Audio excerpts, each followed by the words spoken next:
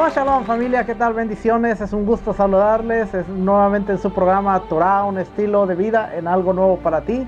Estamos muy contentos, estamos en medio de la celebración de las fiestas del Eterno, y qué gusto de estar en medio de Yom Teruah, Yom Kippur, y se acerca Yom Kippur, se acerca Sukkot, y estamos muy contentos de tener el privilegio de celebrar las convocaciones santas. Espero que ustedes también estén teniendo un buen tiempo, un tiempo de reflexión, un tiempo de reflexionar en todo lo bueno y también todo lo malo que hemos hecho, así como también cómo podemos mejorar como seres humanos y como personas.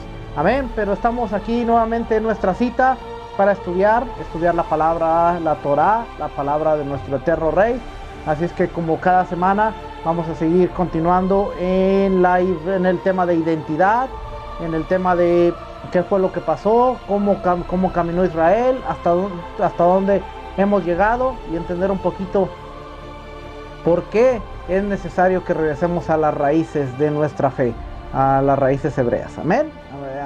Cuando escuchamos muchas veces el término raíces hebreas tendemos a sentirnos un poco raros, pero créame, no tiene nada de raro. Es entender el ADN que hay en nosotros, las sendas antiguas en las que deberíamos de caminar desde hace mucho. Así es que dentro de lo que hemos hablado de los pasajes, muchos pasajes. Ahora vamos a ver que nos empiezan a hacer sentido muchos pasajes de la Escritura. Por ejemplo, Efesios capítulo 2 versículo 8. Porque por gracia sois salvos por medio de la fe, y esto no es de vosotros, pues es un don de Dios. Ahora entendemos que realmente somos salvos por gracia, porque es un don inmerecido que no nos correspondía, no era para nosotros, pero a través del sacrificio y a través de lo que hizo Yeshua, ahora somos salvos por gracia. Eso no quiere decir que ya tenemos el cielo ganado con eso, sino que Él nos dio el regalo, la entrada a la salvación. Por eso dice, por gracia, sos salvos por gracia. Dentro de las raíces hebreas, dentro de este movimiento que es mal llamado raíces hebreas, dentro del movimiento de regresar a las sendas antiguas, vemos que siempre la gente dice, no, pero es que quieres obedecer la ley para salvación. Entender que primero, antes de nada, antes que todo, nosotros entendemos que somos salvos por gracia. No hay nada de lo que hagamos que pueda llevarnos hacia la salvación. Simplemente lo que hacemos nos ayuda, nos apunta a que siempre debemos estar agradecidos con el Padre y con Yeshua, porque a través de ello recibimos la salvación. Y es por ese agradecimiento y ese amor que somos obedientes a los mandamientos. Porque ¿cómo podremos agradecer que de no ser pueblo? ¿Cómo podemos agradecer que de ser enemigos ahora somos parte y conciudadanos de Israel? Únicamente con el agradecimiento y nuestra vida. ¿Qué significa ser salvos por gracia? Que la salvación, el honor de ser injertados, que eso es realmente la salvación. No el perdón de los pecados solamente, pero la salvación es el honor de ser injertados, adoptados en la nación de Israel, la descendencia de Abraham. Es un regalo del Padre que por fe nosotros recibimos en el nombre de Yeshua HaMashiach. Muchas veces nos enfocamos tanto en que la salvación es el perdón de los pecados y la ida al cielo. Totalmente equivocado. La salvación es el honor de ser injertados, adoptados en la nación de Israel, la descendencia de Abraham. Es un regalo del Padre que por fe nosotros recibimos en el nombre de Yeshua HaMashiach. No lo merecíamos, pero el Padre nos lo dio. No éramos dignos de eso, pero el Padre a través de Yeshua nos volvió a llamar la casa de Israel para juntarla con la casa de Judá. No hay otro pueblo, no hay otra cosa que no tenga que ver con la restauración de la casa, de las dos casas, hacer un pueblo. Y es lo que vamos a ver en este día. No eres salvo por obedecer los mandamientos, pero por amor y reciprocidad obedeces los mandamientos. Ahora entendemos que no somos salvos por obedecer los mandamientos, pero es por amor y la reciprocidad de haber recibido un don, algo inmerecido, que obedecemos los mandamientos. La obediencia es la única forma legal, bíblica de amar a Dios. Para todos aquellos que dicen, yo amo a Dios, yo amo a Dios, pero ya los mandamientos ya no hay que obedecerlos. La obediencia es la única forma bíblica, legal, de amar a Dios. El mismo Yeshua dijo, si me amas, guarda mis mandamientos. Primera de Juan está llena de el que ama a Dios obedece los mandamientos. No hay ninguna otra forma de poder expresar nuestro amor al Padre aquí en la tierra que obedeciendo los mandamientos. Es como si, por ejemplo, nosotros que estamos casados, yo le puedo decir a mi esposa que la amo. Yo le puedo decir a mi esposa todos los días que la amo, pero yo no soy un hombre que provee, yo no soy un hombre que trae comida a la casa, yo no soy un hombre que ni siquiera le provee un techo, no hay seguridad de dónde vamos a vivir el día de mañana, pero todos los días le digo que la amo. ¿Cómo creen que se va a sentir mi esposa cuando me escucha decir te amo y ver todas las necesidades que hay? Así, de esa manera se siente el Padre cuando le decimos te amo, pero somos desobedientes. Te amo, pero decimos no, eso ya no es para mí. Te amo, no, pero eso ya pasó. Te amo, pero eso es para los judíos. Te amo, pero eso no, eso ya quedó saldado con el sacrificio de Yeshua.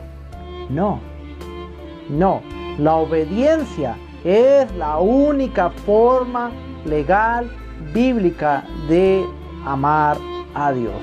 No hay otra manera. No hay otra manera de poder expresar nuestro amor a Dios legalmente, sino es que obedeciendo sus mandamientos.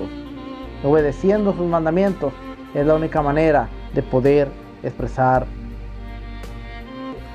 Amamos a Dios en sus términos y no en los nuestros. Eso significa ser salvo por gracia, que ahora amamos a Dios en sus términos y no en los nuestros. Eso es ser salvo por gracia. Ahora vamos a entrar en el término potestad, que es un término legal que nos revela que somos adoptados legalmente, hechos hijos de Dios, parte de la familia de Israel, legalmente descendientes de Abraham por la fe. Eso es lo que significa potestad. Es un término legal. ¿Por qué le estoy diciendo eso? Porque Juan 1:1 dice, a los suyos vino y a los suyos no le recibieron, mas a todos los que le recibieron, a los que creen en su nombre, les dio potestad de ser hechos hijos de Dios. Y potestad es un término legal que nos revela que somos adoptados legalmente, hechos hijos de Dios, parte de la familia de Israel. No de la familia de Dios, porque solo hay una familia y es la familia de Israel. Dios no tiene otras familias, Dios tiene su pueblo, Israel. Ustedes serán mi pueblo, mi especial tesoro. De todos los pueblos ustedes serán nación santa, real sacerdocio, pueblo escogido. Y el Padre no tiene otra gente que no sea su pueblo. Queremos ser parte del pueblo, tenemos que injertarnos en su pueblo. No hay más. No hay Israel, no hay la iglesia. No hay los judíos y la iglesia de Cristo. Solo hay un pueblo. Y es importante siempre tenerlo en mente, porque Él regresa por un pueblo, no por una iglesia, por un pueblo. Y si queremos ser parte de esa promesa, tenemos que entender que debemos de ser injertados en ese pueblo. Legalmente descendientes de Abraham por la fe. Hay una legalidad. El pacto fue de Dios con Abraham, pasado a sus descendientes, confirmado en Isaac, confirmado en Jacob y confirmado a las 12 tribus en el monte Sinaí. No hay más. Juan 1:1 le dio potestad. Dice Efesios 2:12 al 22, dice, en resumen, en aquel tiempo estaba sin el Mesías, alejados de la ciudadanía de Israel y ajenos a los pactos de la promesa, sin esperanza y sin Dios en el mundo.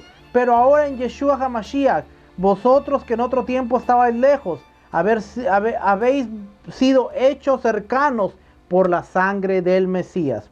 En aquel tiempo estabas sin el Mesías, alejados de la ciudadanía de Israel. Eso quiere decir que cuando uno viene y conoce, uno viene y acepta al Mesías, uno tiene que aceptar la ciudadanía de Israel. No podemos aceptar al Mesías y dejar a un lado la ciudadanía de Israel, porque Yeshua, porque el Mesías no vino a crear un pueblo separado, como se tuvo mucho tiempo la idea, o se tuvo mucho tiempo eso en la mente, de que Él vino a formar su iglesia. No, Él vino a restaurar el pueblo y formar la tribu del norte nuevamente con la tribu del sur y darle entrada al reino a Israel nuevamente. Por eso dice, en aquel tiempo estaba sin Mesías, alejado de la ciudadanía de Israel y ajenos a los pactos. Y ajenos a los pactos de la promesa, sin esperanza y sin Dios en el mundo. Pero ahora en Yeshua HaMashiach, vosotros que en otro tiempo estabas lejos, habéis sido hechos cercanos por la sangre del Mesías. Eso nos acercó y nos dio la ciudadanía de Israel nuevamente. Porque Él es nuestra paz, que de ambos pueblos hizo uno, derribando la pared intermedia de separación, aboliendo en su carne las enemistades, la ley de los mandamientos expresados en ordenanzas, para crear en sí mismo de los dos uno solo y nuevo hombre, haciendo la paz y mediante la cruz reconciliar con Dios a ambos en un solo cuerpo, matando en ella las enemistades. ¿Viste? Rasgó el velo. Esto no tiene nada que ver con el velo.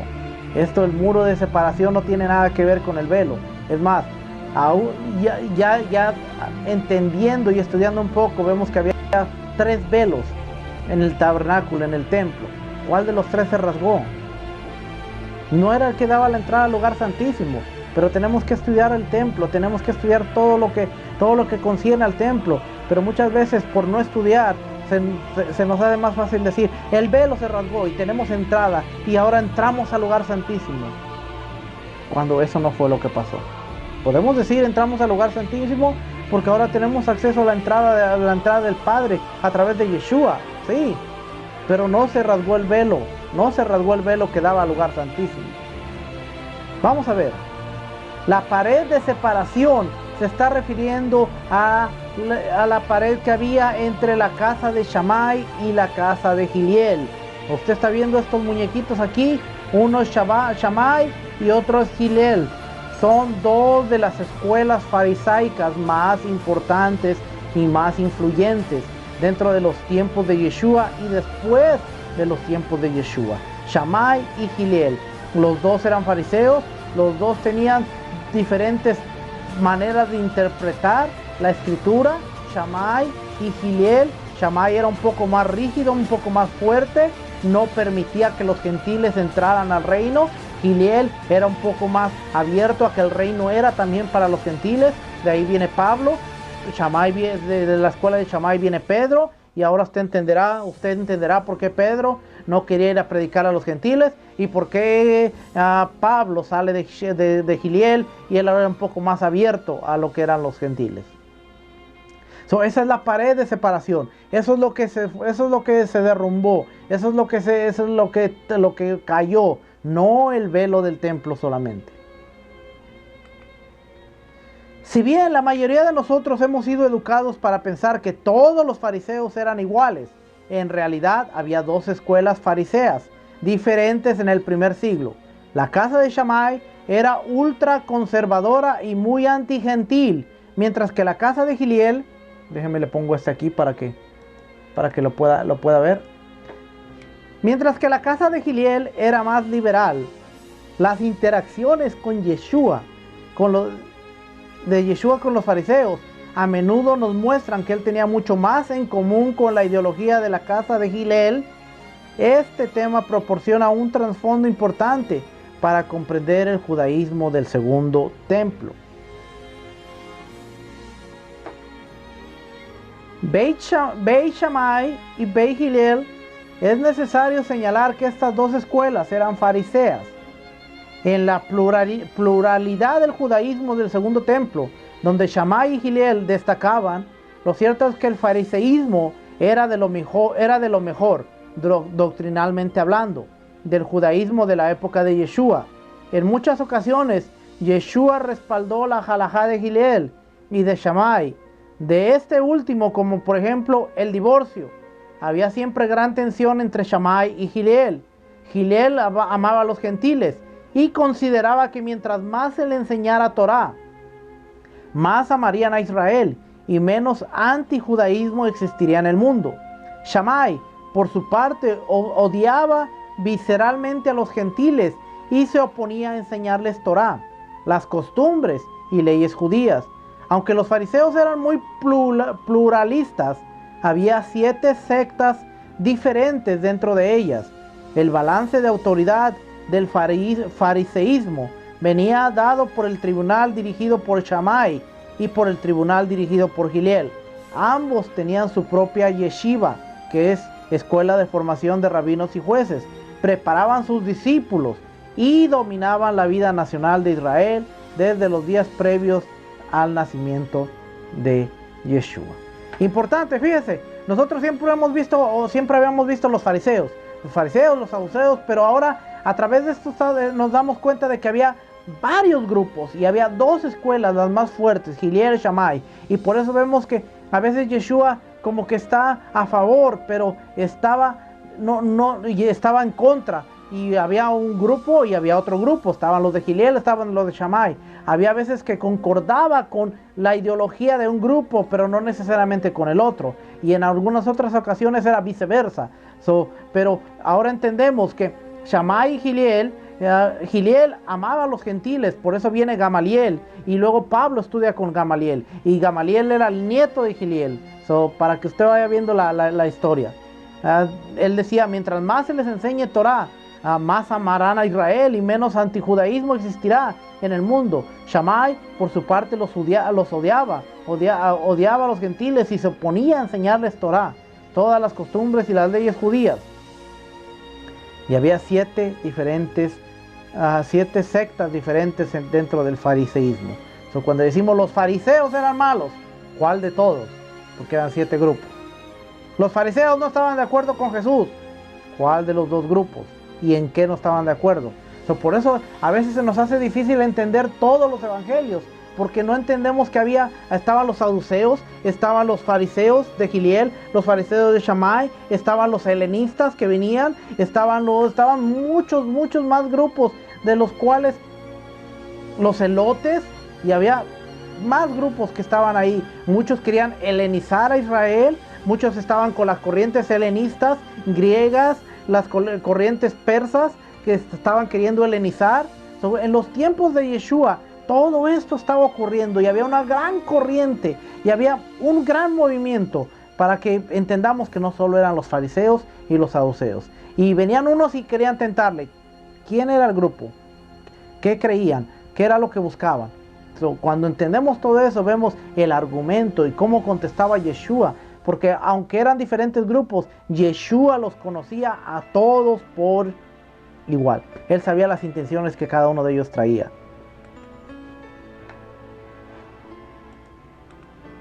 Cuando nuestro santo maestro tenía 12 años de edad y se encontraba en el templo para hacer su grado y ser declarado hijo del mandamiento, que es el Bar Mitzvah en la cultura judía, lo más probable, ojo, ponga atención, dice lo más probable, no lo podemos afirmar porque la Torá a la verdad es santa, el mandamiento santo y bueno.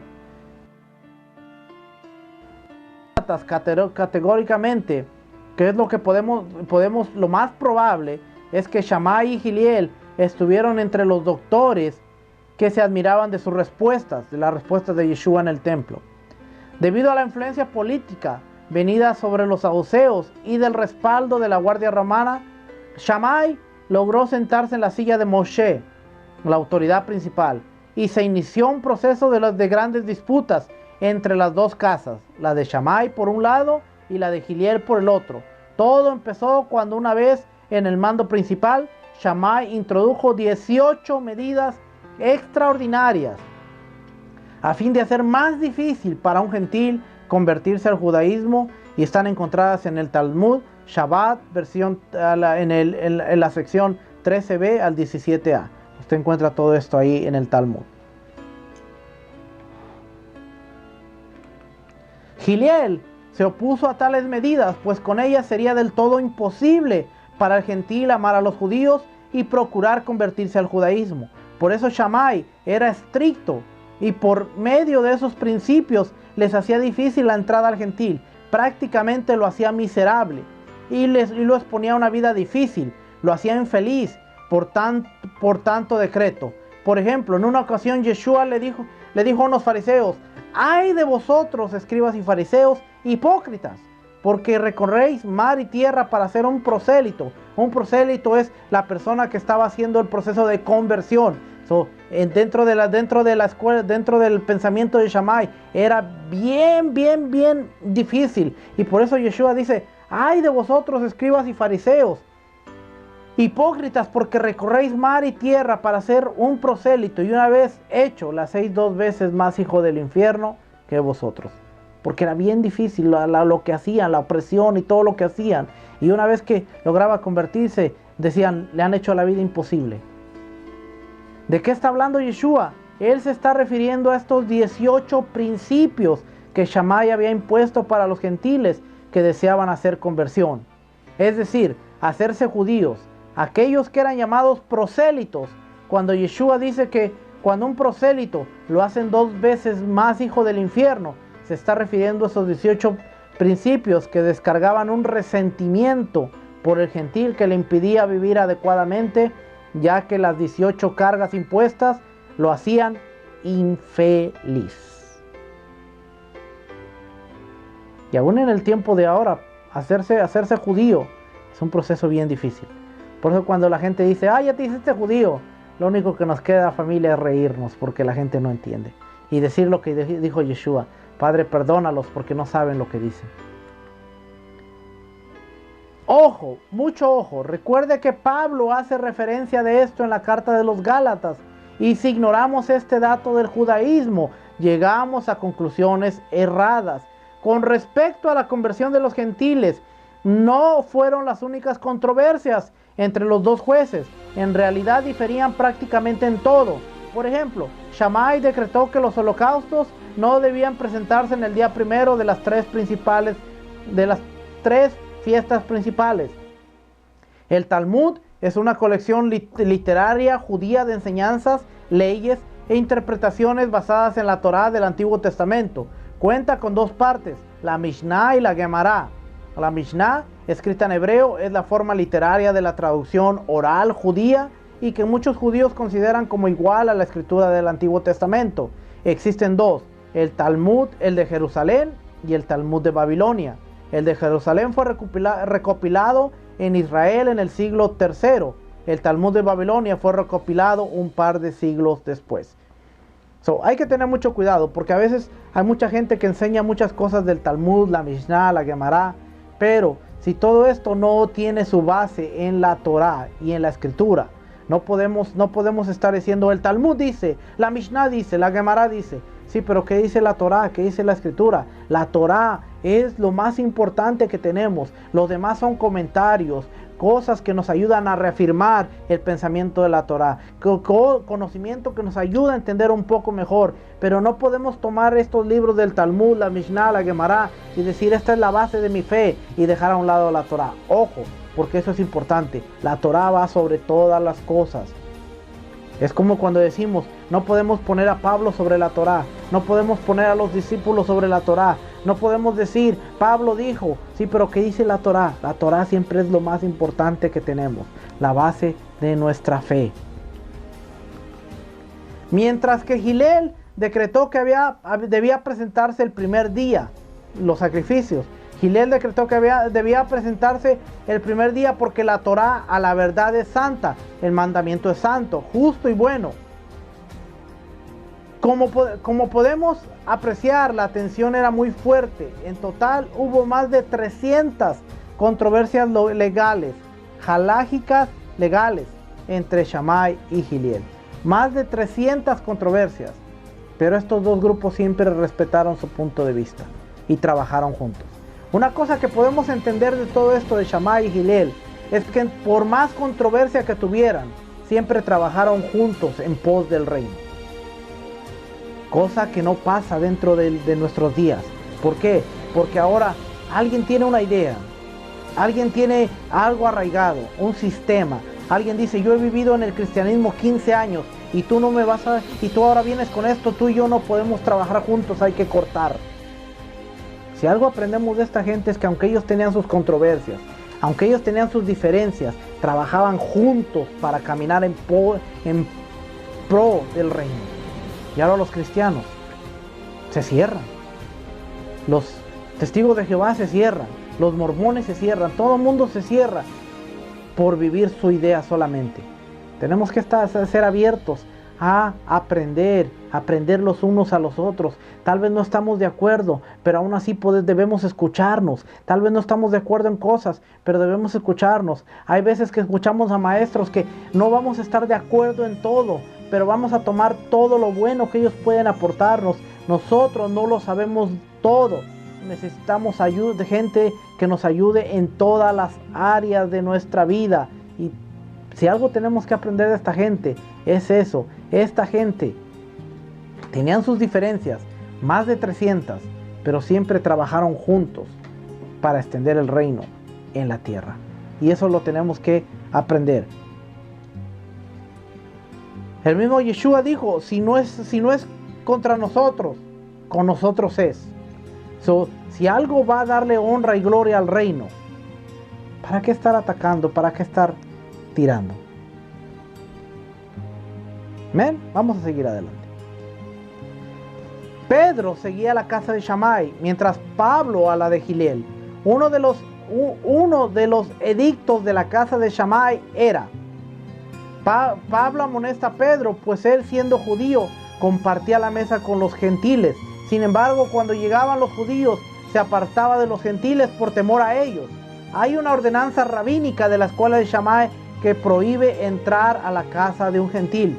En Hechos capítulo 10, versículo 27 y 28, Pedro aclara esta prohibición, takanot, la prohibición. No era voluntad de Yahweh. Por eso dice que él no llamaría impuro a nadie. Así entró a la casa del romano Cornelio para darle las buenas nuevas del Mesías.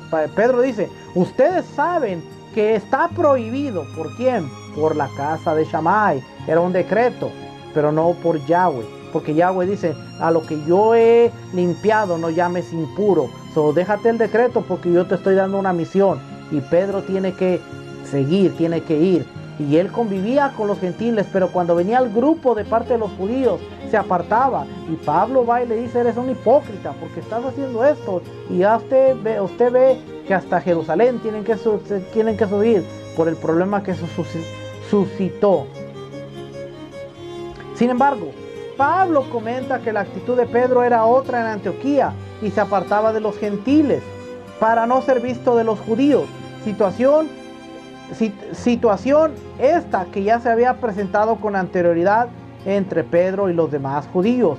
Estos judíos de la escuela de Shammai predicaban que para ser salvo había que convertirse al judaísmo, circuncidándose como un precepto rabínico principal. Eso es realmente judaizar, porque en ese tiempo si había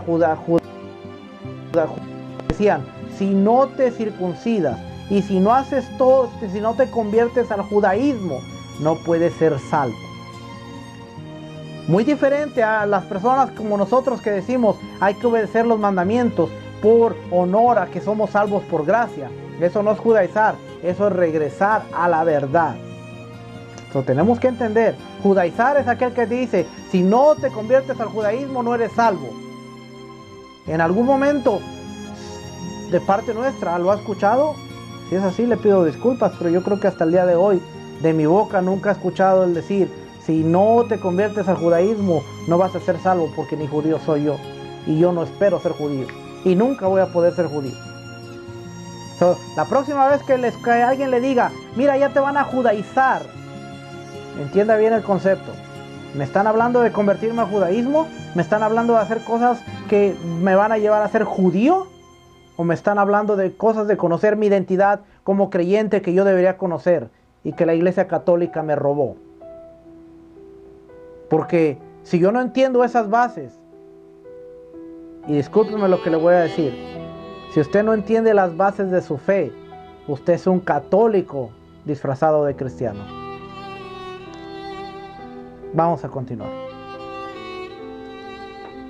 Fue Shammai quien prohibió a los judíos entrar a la casa de un gentil y lo hizo ley, era una halajá en Israel, estableciendo como razón que tal acción sería vista como una abominación.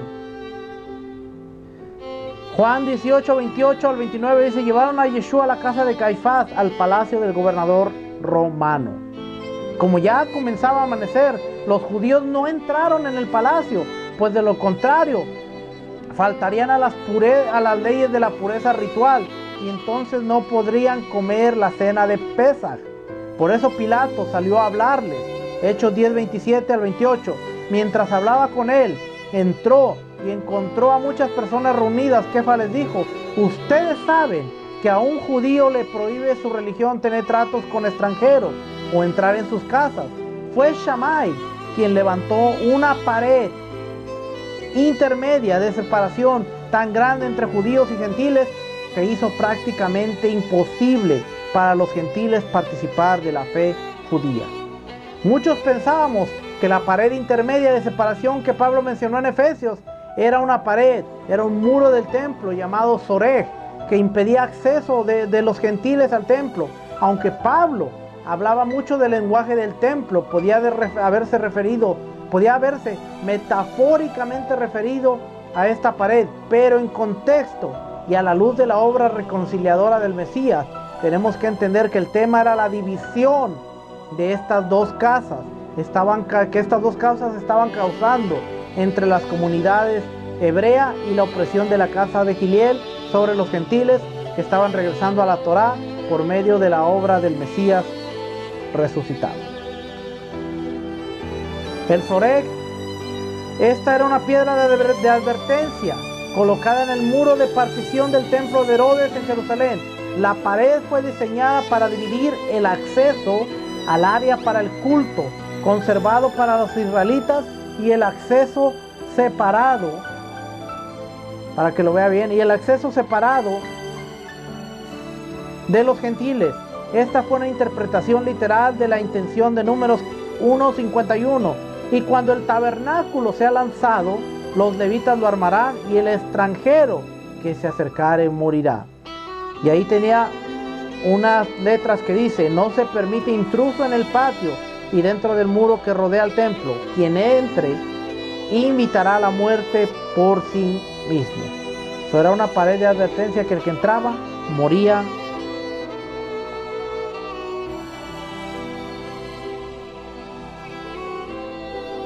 Eso, esa era la pared de separación. Y aquí vamos a hablar de estos dos y terminamos ahí. Romanos capítulo 5, versículo 1 dice: justificados pues por la fe tenemos paz para con Dios por medio de nuestro Adón Yeshua HaMashiach, por quien también tenemos entrada por la fe a esta gracia en la cual estamos firmes y no nos gloriamos en la esperanza de la gloria de Dios. Son justificados, que la salvación es el honor de ser injertados, adoptados en la nación de Israel, descendencia de Abraham. Es un regalo del Padre que por fe recibimos a través de Yeshua HaMashiach. Esa es la salvación.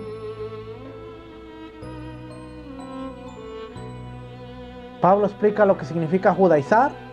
Gálatas capítulo 2 versículo 15 dice: nosotros, judíos de nacimiento y no pecadores de entre los gentiles, sabiendo que el hombre no es justificado por las obras de la ley, costumbres. Eso, las obras de la ley son costumbres y leyes creadas por los rabinos. El hombre no es justificado por eso, sino por la fe de Yeshua y el Mesías.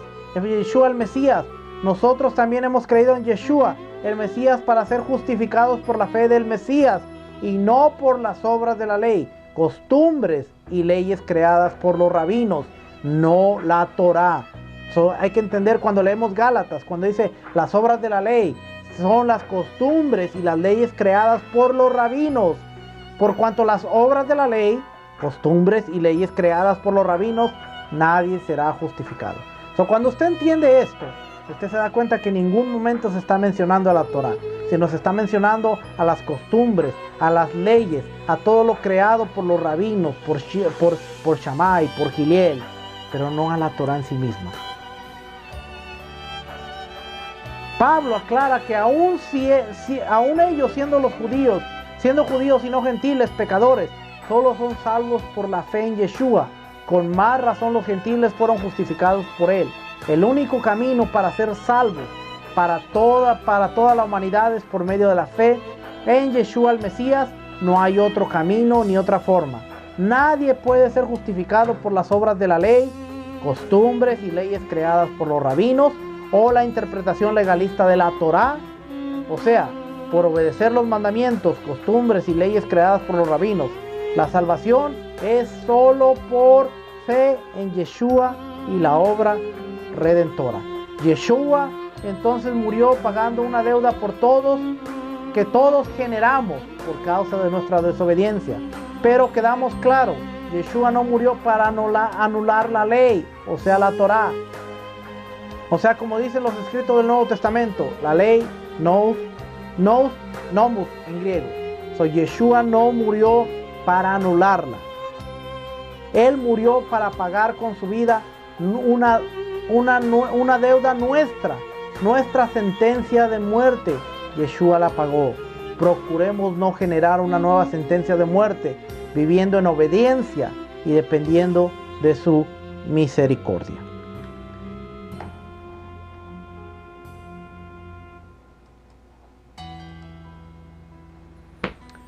Familia, espero que haya sido de bendición este estudio, que haya podido aprender un poquito. Ahora cuando usted vea las obras de la ley, cuando usted vea la pared de separación, usted entienda que no es el velo del templo, que no solamente fue el velo del templo, que usted entienda que es el término judaizar, que usted entienda lo que es ser salvo por gracia y por qué hay que obedecer los mandamientos. Es por amor, es en reciprocidad de lo que el Padre hizo con nosotros. Familia, Shabbat Shalom, ha sido una bendición estar con ustedes. Espero que este estudio sea de bendición para cada uno de ustedes. Comparta con sus amigos, con sus familiares y nos estaremos conectando la próxima semana. Recuerde que este martes a la caída del sol estaremos celebrando Yom Kippur. Y lo más importante de Yom Kippur no es solamente llegar al ayuno y estar 25 horas ayunando, sino lo más importante es reconocer que después de Yom Kippur tenemos que mostrar una actitud sincera a la teshuvá que hicimos, al arrepentimiento que hicimos, a esas palabras de perdón que le pedimos a tanta gente. Tenemos que ahora ser recíprocos con esas palabras y decir ahora mis actos van a demostrar que soy un hombre, una mujer arrepentido. Mis actos van a demostrar que verdaderamente he hecho teshuvá y que ahora vivo diferente y soy diferente. Familia, Shabbat Shalom, bendiciones, Shavua Tov, que el Padre les bendiga, que el Padre les guarde, que Yahweh haga resplandecer el rostro sobre cada uno de ustedes y les conceda la paz. Y nos estaremos conectando la próxima semana, misma hora, en Torah, un estilo de vida, en algo nuevo para ti. Bendiciones.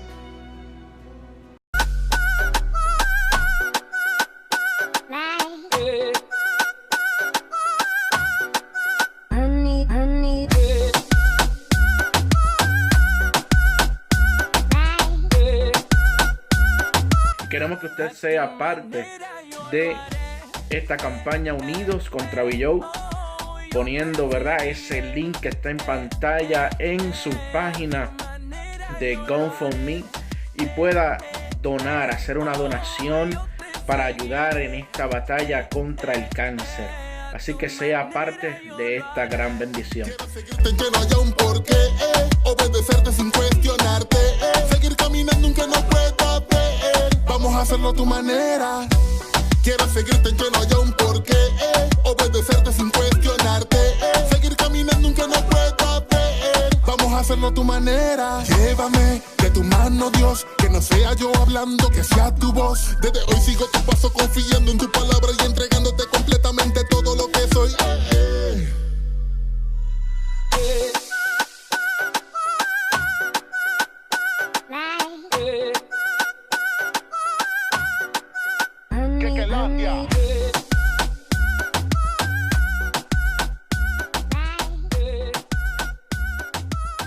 A tu manera yo lo